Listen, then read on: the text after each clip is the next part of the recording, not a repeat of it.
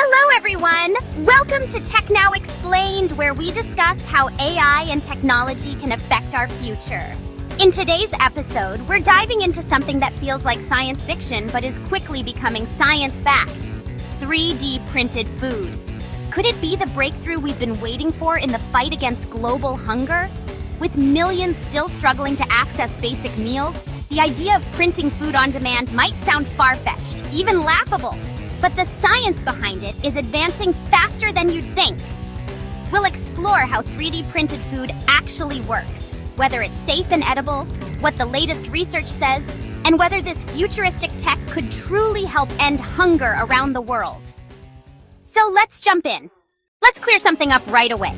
When people hear 3D printing, they usually picture plastic toys or parts made with industrial machines. And the idea of eating that kind of thing? Gross, right? But 3D food printing works differently. These machines use syringes filled with edible ingredients.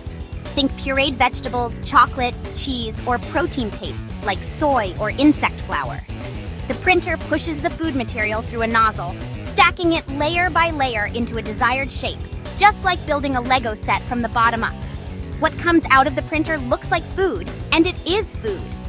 These aren't synthetic substitutes or plastic lookalikes. It's the same nutrition you'd get from traditional meals, just shaped differently. Some dishes, like dough-based items or protein molds, are cooked after printing, using a built-in heater or separate oven. So yes, it's not only edible, it can be nutritious and tasty too. Now that we know it's edible, how does it all function behind the scenes? There are different methods of printing food. The most common is extrusion-based printing, where food paste is squeezed out through nozzles and shaped into complex structures. There's also inkjet printing for adding colors or flavors, and even laser cooking, which can cook parts of the food as it's being printed. Yes, that means you could theoretically cook your lasagna with a laser. Some printers can combine multiple ingredients during the process, so instead of mixing things in a pan, you load up cartridges, sort of like the food equivalent of printer ink, and let the machine do the rest. This method opens the door for precise control over nutrition. Imagine designing a meal to suit someone with diabetes or iron deficiency, with just the right blend of ingredients. Researchers at NASA have explored 3D food printing for astronauts, creating meals that last over 30 years in space without losing nutritional value. Meanwhile, companies like Novameat in Spain are printing realistic plant-based steaks using beet juice and pea protein. And UWE Bristol is making pureed meals for people with swallowing disorders that look just like their solid food counterparts. Clearly, the tech is maturing fast. But what does this mean for the bigger picture? To understand the potential impact of this technology, we need to look at the problem it's trying to solve. As of 2025, an estimated 343 million people across 74 countries are experiencing acute food insecurity. In sub-Saharan Africa, 1 in 5 people go to bed hungry. Globally, that number is around 1 in 11. And according to the UN, food aid is falling short. Only 46% of the needed $49.6 billion in funding was covered in 2024. Hunger has not improved much over the past decade. Despite economic growth and agricultural advances, wars, climate change, and inflation have kept food out of reach for millions. The Global Hunger Index, which tracks hunger trends, shows only a modest improvement from 18.8 in 2016 to 18.3 in 2024, which still indicates a moderate hunger crisis. So, with traditional methods struggling to keep up, it begs the question, could 3D printed food be part of the solution? Let's break this down. On the optimistic side, 3D printed food can be customized to meet nutritional needs.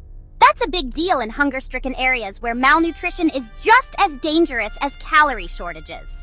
By adjusting the ingredients, printers can produce iron-rich meals for anemic populations or protein-enhanced dishes for children with stunted growth.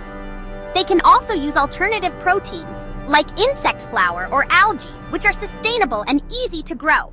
Normally, people might reject eating bugs or seaweed, but with 3D printing, you can shape them into familiar foods like nuggets or pasta, making them more acceptable.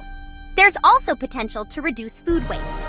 Peels, scraps, and byproducts that would normally be thrown away can be ground down into paste and reused. That's good for the environment and for food supply. And in terms of scalability, companies are already exploring industrial-scale printing. Novameat, for instance, can produce up to 500 kilograms of plant-based meat per hour using its latest machines. Despite all the promise, this isn't a magic bullet. First, infrastructure is a big hurdle. You need stable electricity, internet for updates, access to food cartridges, and trained staff. In many hunger zones, those resources just aren't available yet. Then there's cost. These machines aren't cheap, and neither are the customized ingredients, especially for widespread emergency use. Also, printing food is slow. Most printers take several minutes to make just one dish, so we're still far from mass production speeds. And finally, cultural factors play a role. Some communities may be hesitant to trust lab-grown or machine-made food, even if it's perfectly safe and nutritious.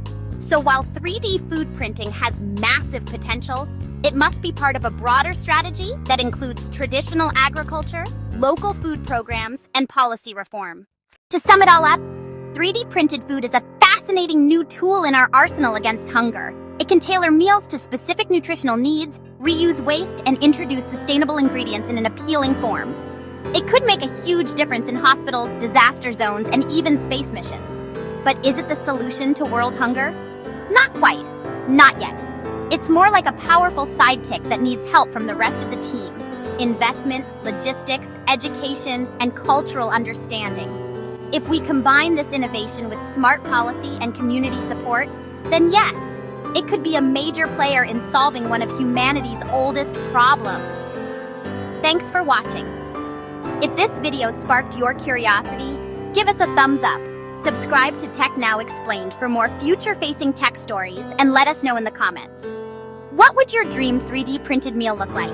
Spaghetti shaped like a dinosaur? Chocolate waffles printed into your initials? Let's hear your ideas!